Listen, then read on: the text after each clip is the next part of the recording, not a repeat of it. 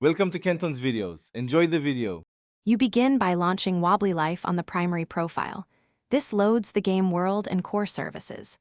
Once done, create or switch to a second local account or enable guest so the game accepts another player.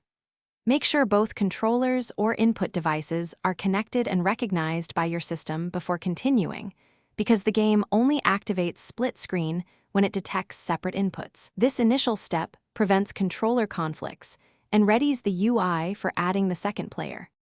You now navigate the main menu to multiplayer, selecting local split screen to start the pairing process. This tells the game to split rendering and input streams. When prompted, have the second player press the designated join button, such as a or start on their controller.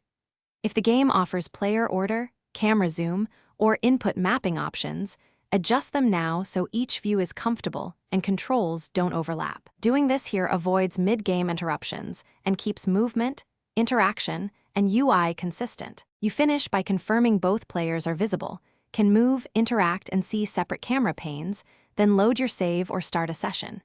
If performance issues arise, lower resolution or graphical settings and close background apps to free CPU/GPU resources. If a controller fails to join, replug it, try a different USB port, restart the game, or update drivers. This solves most recognition problems.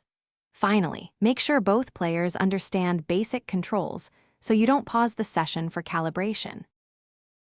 Thanks for watching. Consider subscribing if we helped you.